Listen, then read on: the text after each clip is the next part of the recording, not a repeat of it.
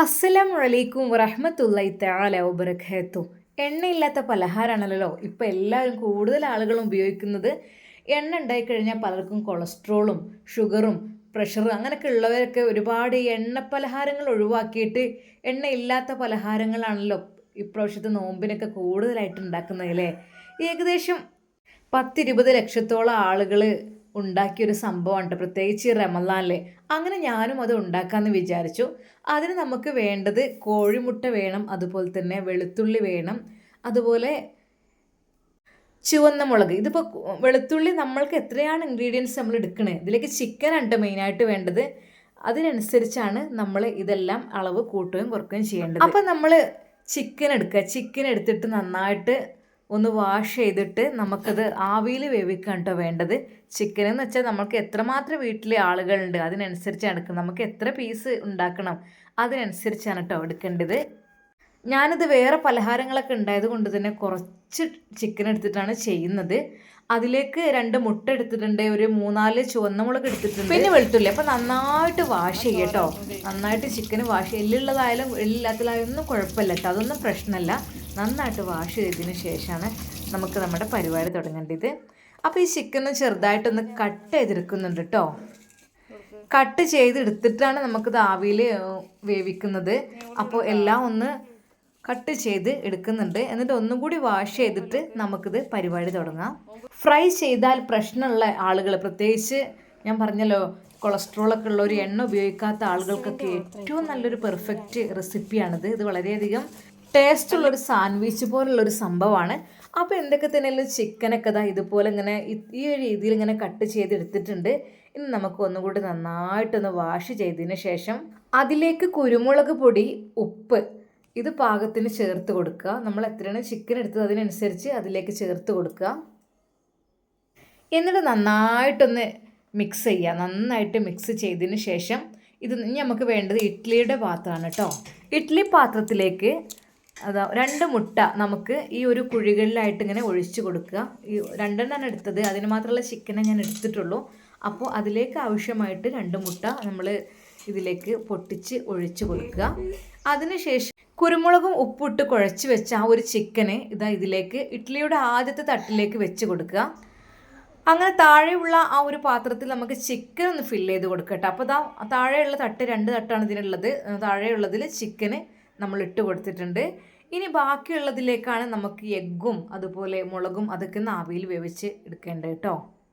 അപ്പോൾ 2 എഗ്ഗും 2 മുളകും ഒരു 4 വെളുത്തുള്ളി അല്ലിയും കൂടി ചേർത്തിട്ട് ഇത് അടുപ്പത്തേക്ക് വെച്ചു. സംഭവം ഈസി ആയിട്ടുള്ള പരിപാടിയാണ് കേട്ടോ. അത്രമാത്രം നമുക്ക് റിസ്ക്കും കാര്യങ്ങളൊന്നും ഇല്ല. സംഭവം എളുപ്പമുള്ളൊരു സംഭവമാണ്.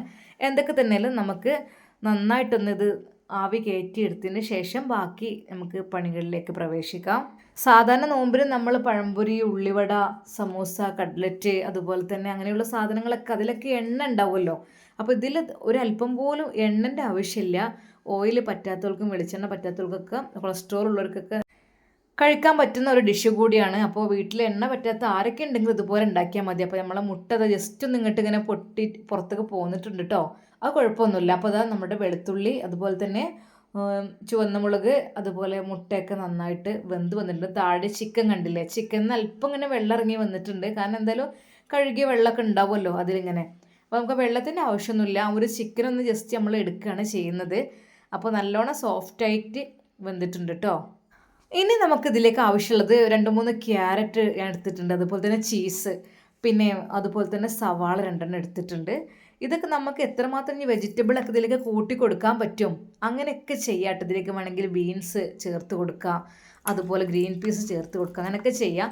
അപ്പോൾ നമുക്ക് ഈ ഒരു മുട്ടയൊക്കെ ഒന്ന് അങ്ങനെ ഇളക്കി എടുത്തിട്ടുണ്ട്. പെട്ടെന്ന് കെട്ടിട്ട് നേരെ മിക്സിയുടെ ജാറിലേക്കാണ് അതിട്ട് കൊടുക്കുന്നത്. ഈ 2 മുട്ട ഇട്ടപ്പോൾ നല്ലോണം വെന്ത മുട്ടയാണല്ലോ, ഒരു കുഴപ്പമില്ല, ഒരു കേടുമില്ല. നല്ല മുട്ടയാണ്. മയോണൈസൊക്കെ അടിക്കുമ്പോൾ സാധാരണ നമ്മൾ പച്ച മുട്ട ഇട്ടിട്ടാണല്ലോ അടിക്കാറുള്ളത്. ഇത് വെന്ത മുട്ടയുമായിട്ടാണ്, അതുകൊണ്ട് ഒരു പേടിക്കേണ്ട ആവശ്യമില്ല. നന്നായിട്ട് വെന്ത് വന്ന മുട്ടയാണ്.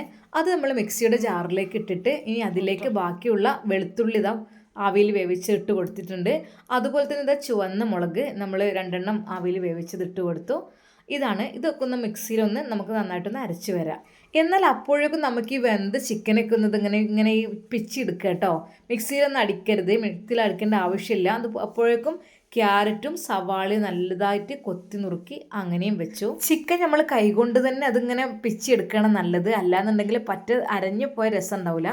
ഇങ്ങനെ ചിക്കൻ ഇങ്ങനെ ചെയ്തു. അതുപോലെ തന്നെ ക്യാരറ്റും സവാളയും അതും എടുത്തു. ഇതിലേക്ക് ഈ സമയത്ത് ഞാൻ പറഞ്ഞല്ലോ വേണമെങ്കിൽ ബീൻസ് ചേർക്കാം, ഗ്രീൻ പീസ് ചേർക്കാം, നിങ്ങൾക്ക് ഇഷ്ടപ്പെട്ട വെജിറ്റബിൾസ് ഒക്കെ വേണമെങ്കിൽ ചേർക്കാം കേട്ടോ. അപ്പോൾ എന്തൊക്കെ തന്നെയായാലും നമ്മൾ ചീസ് എടുക്കുകയാണ്. ഈ ചീസ് എടുത്തിട്ട് നമുക്ക് ഇതിലേക്ക് ഇട്ട് കൊടുക്കണം. ചീസ് എന്ന് പറഞ്ഞ സംഭവം നമ്മൾ വീട്ടിൽ ഉണ്ടാക്കട്ടോ. ഈ പാല് തിളപ്പിച്ചിട്ട് അതിലേക്ക് തിളച്ച് വരുമ്പോൾ അതിലേക്ക് ചെറുനാരങ്ങ നീരും അല്പം വിനാഗിരിയൊക്കെ ചേർത്തിട്ട് അങ്ങനെയും ചീസ് ഉണ്ടാക്കാം. ഇതിപ്പോൾ നമ്മൾ കടയിൽ നിന്ന് തന്നെ വാങ്ങിയ ചീസ് തന്നെയാണ്. അങ്ങനെ ഈ ചീസ് നമ്മൾ മിക്സിയിലേക്ക് ഇട്ട് കൊടുത്തു. അപ്പോൾ ഈ ഒരു 3-4 ഇൻഗ്രീഡിയൻസ് മുഴുവനായിട്ട് നമുക്ക് നന്നായിട്ട് അടിച്ചെടുക്കാം. അതിലേക്ക് അല്പം പാലാണ് ചേർക്കുന്നത്. അല്പം പാൽ കൂടി ചേർത്തിട്ട് നല്ലൊരു ബെസ്റ്റ് മയോണൈസ് ആയിരിക്കും കേട്ടോ. നന്നായിട്ട് നനച്ചെടുക്കാം.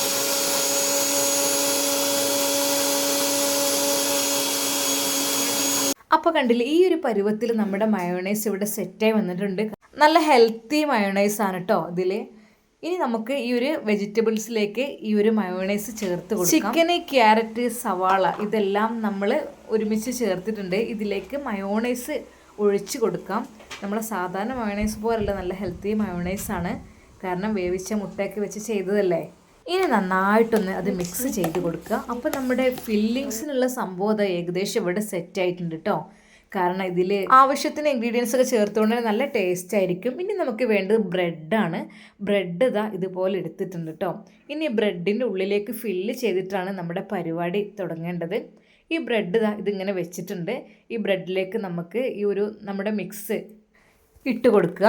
അങ്ങനെ കുറച്ച് 4 ഭാഗത്തും ശരിക്കൊന്ന് ലെവലാകുന്ന രീതിയിൽ ജസ്റ്റ് ഒന്ന് ഇട്ട് കൊടുത്തതിന് ശേഷം മറ്റൊരു ബ്രെഡുമായിട്ട് ഇതൊന്ന് അമർത്തി വെക്കുകയാണ് ചെയ്യുന്നത്. അതായത് ഇങ്ങനെ വെച്ച് കഴിഞ്ഞാൽ ചീസ് ഉള്ളതല്ലേ, അതുകൊണ്ട് തന്നെ എല്ലായിടത്തേക്കും ഒരുപോലെ ആയി വരും കേട്ടോ. സംഭവം എളുപ്പമുള്ള പരിപാടിയാണ്. ഈ സംഭവം ഒന്ന് മിക്സ് ചെയ്ത് കഴിഞ്ഞാൽ തന്നെ പിന്നെ നമുക്ക് അത് എല്ലാം ഓരോ ബ്രെഡിൻ്റെ കൂടെ ഈ ഒരു മിക്സിനാണ് കുറച്ചൊരു ടൈം നമുക്ക് എടുക്കേണ്ടത്. അത് കഴിഞ്ഞാൽ നമുക്കത് പെട്ടെന്ന് ബ്രെഡിലേക്ക് വെച്ച് കൊടുക്കാം. അങ്ങനെ ഇത് ഒരു 3-4 ഒരുമിച്ച് നമുക്ക് ഫ്രൈ പാനിലിട്ട് ജസ്റ്റ് ഒരു ഷാലോ ഫ്രൈ ചെയ്യുക. അതല്ല എങ്കിൽ ഓവനും കാര്യങ്ങളൊക്കെ അങ്ങനെ വെച്ച് ചെയ്യണവരുണ്ട്. പക്ഷേ നമ്മളിത് ഷാലോ ഫ്രൈ ചെയ്യുകയാണ് ചെയ്യുന്നത്. എളുപ്പത്തിൽ എണ്ണയില്ലാത്തൊരു പലഹാരം എന്ന് വെച്ചാൽ ഏറ്റവും നല്ലൊരു ഓപ്ഷൻ തന്നെയാണിത്. ഇതിൽ എണ്ണ കാര്യങ്ങളൊന്നും നമ്മൾ ചേർക്കുന്നില്ല. ഇനിയിപ്പോൾ ഇതിലേക്ക് ബാക്കിയുള്ളതും കൂടെ ചേർത്ത് ഇത് നമുക്ക് ഫുള്ള് കറക്റ്റായിട്ട് വെച്ചതിന് ശേഷം നമുക്കിത് വേവിച്ചെടുക്കാം. പ്രത്യേകിച്ച് ഈ റമദാൻ മാസത്തിലൊക്കെ എണ്ണപ്പലഹാരങ്ങൾക്ക് പലർക്കും ഇഷ്ടമില്ലല്ലോ. അപ്പോൾ ഈ ഒരു സമയത്ത് ഹെൽത്തി ഫുഡ് വേണം. ഇതിൽ വെജിറ്റബിൾസൊക്കെ എത്രയും ആഡ് ചെയ്യണം നല്ലതാണ്. അത് നമുക്ക് എങ്ങനെ വെച്ചാൽ അതിനനുസരിച്ച് നമുക്ക് ചെയ്ത് കൊടുക്കാം. പിന്നെ നെയ്യ് ആവശ്യമുള്ളവർക്ക് നെയ്യ് ചേർക്കാം. നെയ്യ് ആവശ്യമില്ല എങ്കിലും ഇത് അടിപൊളിയായിരിക്കും കേട്ടോ. നെയ്യ് ചേർക്കേണ്ട ഒരു ആവശ്യമില്ല. പിന്നെ കുറച്ചുകൂടി ടേസ്റ്റ് കുട്ടികൾക്ക് കൂടിക്കോട്ടെ എന്ന് വിചാരിച്ചിട്ട് അല്പം നെയ്യ് ഞാനൊന്ന് സ്പ്രെഡ് ചെയ്ത് കൊടുക്കുന്നുണ്ട്. ഇത് മുക്കി പൊരിക്കുക ഒന്നും വേണ്ട, ജസ്റ്റ് ഒരു ഷാലോ ഫ്രൈ ചെയ്തെടുത്താൽ തന്നെ മതി. ബ്രെഡ് ആയതുകൊണ്ട് തന്നെ പെട്ടെന്ന് തന്നെ ഒരു ഭാഗം ഇങ്ങനെ ഡ്രൈ ആയി വന്നിട്ടുണ്ട്. ഇപ്പോൾ കണ്ടില്ല, നല്ല ചീസൊക്കെ അതിൽ നിന്ന് ഉരുകി ഇങ്ങനെ എല്ലായിടത്തേക്കും അതിൻ്റെ ഒരു മസാലാസ് കൃത്യമായിട്ട് എല്ലാ ഭാഗത്തേക്കും എത്തുന്ന രീതിയിൽ അതിങ്ങനെ ആയി വന്നിട്ടുണ്ട് കേട്ടോ. നോമ്പ് തുറക്കാൻ സമയത്തൊക്കെ ഉണ്ടാക്കുകയാണ് ഏറ്റവും നല്ലത്. അങ്ങനെ ആകുമ്പോൾ ചൂടോട് കൂടി കഴിക്കുമ്പോൾ പ്രത്യേക ഒരു ടേസ്റ്റ് ആയിരിക്കും. അപ്പോൾ നമ്മുടെ സാൻഡ്വിച്ച് ഏകദേശം ഇത് അവിടെ റെഡി ആയിട്ടുണ്ട്. ഞാനിത് നോമ്പ് തുറക്കാനുള്ള എല്ലാ വിഭവങ്ങളും സെറ്റാക്കിയതിന് ശേഷം ലാസ്റ്റാണ് കേട്ടോ ഉണ്ടാക്കുന്നത്. കാരണം കുറച്ചൊരു ചൂടോട് കൂടി കഴിക്കുമ്പോഴായിരിക്കും ഇതിൻ്റേതായിട്ടുള്ളൊരു കറക്റ്റ് ടേസ്റ്റിൽ നമുക്ക് കഴിക്കാൻ കഴിയുക. അപ്പോൾ നമ്മൾ ഫസ്റ്റ് ട്രിപ്പ് സാൻഡ്വിച്ചൊക്കെ ഇത് അവിടെ റെഡി ആയിട്ടുണ്ട് കേട്ടോ. എണ്ണയില്ലാത്ത പലഹാരം അവിടെ സംഭവം ആർക്കും കഴിക്കാം. അപ്പോൾ നിങ്ങളെല്ലാവരും ഒന്ന് ട്രൈ ചെയ്ത് നോക്കണം. വെജിറ്റബിളൊക്കെ നമുക്ക് ആവശ്യത്തിന് ചേർക്കാം. അതുപോലെ ഉള്ളിയൊക്കെ ചില ആളുകൾ വാട്ടിയിട്ട് ചെയ്യുന്നുണ്ട്. ഇനി വാട്ടാതെ പച്ച കുറച്ച് ടേസ്റ്റ് ഇഷ്ടമുള്ളവരാണെങ്കിൽ അങ്ങനെയും ചെയ്യാം. ഞാനിത് വാട്ടിയിട്ടൊന്നുമില്ല. കാരണം ഞാൻ ജസ്റ്റ് ഇങ്ങനെ ടോസ്റ്റ് ചെയ്യുമ്പോൾ തന്നെ നമുക്കതിൻ്റെ ഒരു കുറച്ചൊന്ന് വാടുമല്ലോ എന്ന് വിചാരിച്ചു. വെജിറ്റബിളൊക്കെ വേവിച്ച് വെക്കണേ വെക്കുക, പച്ച വെക്കണേ വെക്കുക, എങ്ങനെയും ചെയ്യാം കേട്ടോ. അപ്പോൾ ഇത് ഇതുപോലെ ഒന്ന് കട്ട് ചെയ്ത് എടുത്തിട്ടുണ്ട്. അപ്പോൾ നമ്മുടെ എണ്ണയില്ലാത്ത പലഹാരം ഇതവിടെ റെഡി ആയിട്ടുണ്ട്. അതിൻ്റെ കൂട്ടത്തിൽ കൂടി തന്നെ ഞാനിവിടെ കുഞ്ഞിപ്പത്തിരിയൊക്കെ ഉണ്ടാക്കിയിട്ടുണ്ട്. കുഞ്ഞിപ്പത്തിൽ എന്നൊക്കെ പറയും. ഇത് ആവിയിൽ വേവിച്ച് അതിലേക്ക് ഉള്ളിയും തേങ്ങയും ജീരകമൊക്കെ അരച്ചൊഴിച്ച് ഇറച്ചിക്കറി കൂട്ടി കഴിക്കുന്ന സംഭവം ഉണ്ടല്ലോ, ഇത് എനിക്ക് ഒത്തിരി ഇഷ്ടമാണ്. അപ്പോൾ ഞാൻ പത്തിരി ഉണ്ടാക്കാത്ത ദിവസമൊക്കെ ഞാനിത് ഉണ്ടാക്കും. ഇതും തന്നെ ആവിയിൽ വേവിക്കണമായതുകൊണ്ട് തന്നെ ഒരുപാട് എണ്ണൻ്റെ ഇതൊന്നും ആവശ്യമില്ലാത്ത ഫുഡ് തന്നെ ആണല്ലോ. ഭയങ്കര രസമാണ്, ഇഷ്ടമുള്ളവർക്ക് കിട്ടോ. അപ്പോൾ കുറച്ച് സമയം മെനക്കെട്ടാലും നമുക്ക് നല്ല ടേസ്റ്റോട് കൂടിയുള്ള ഫുഡ് കഴിക്കണമെന്നുണ്ടെങ്കിൽ കുറച്ച് സമയം ഇരിക്കേണ്ടി വരുമല്ലോ. അപ്പോൾ എന്തൊക്കെ തന്നെയല്ല, ഇപ്പോൾ ഇന്നത്തെ ഫുഡും കാര്യങ്ങളൊക്കെ ഇതൊക്കെ തന്നെയാണ് കേട്ടോ. അപ്പോൾ ബ്രെഡ് കൊണ്ടുള്ള ഈ ഒരു എണ്ണയില്ലാത്ത പലഹാരം എല്ലാവരും ഒന്ന് ട്രൈ ചെയ്ത് നോക്കുക. അതായത് എണ്ണയും നെയ്യും ഓയിലൊന്നും കൂടുതൽ വേണ്ടാതെ മുക്കി പൊരിക്കാത്ത ടൈപ്സിലുള്ള ഫുഡാണ്. പിന്നെ ഒരു ചട്ടിപ്പത്തിരി അങ്ങനെ ഉണ്ടാക്കിയിരുന്നു. ഇത് പിന്നെ എന്തൊക്കെ തന്നെയാലും ഇതൊന്ന് ട്രൈ ചെയ്തു. സംഭവം കഴിച്ച് നോക്കി, ഇപ്പോൾ കുഴപ്പമൊന്നുമില്ല, നല്ല ടേസ്റ്റ് ഉണ്ട്. എല്ലാവരും ട്രൈ ചെയ്ത് നോക്കി ഈ രീതിയിൽ. അപ്പോൾ ഞങ്ങൾ നോമ്പ് തുറക്കുകയാണ് കേട്ടോ. അപ്പോൾ ഇൻഷാ അല്ലാഹ് എല്ലാവർക്കും അസ്സലാമു അലൈക്കും വറഹ്മത്തുള്ളാഹി തആല വബറകാതുഹു.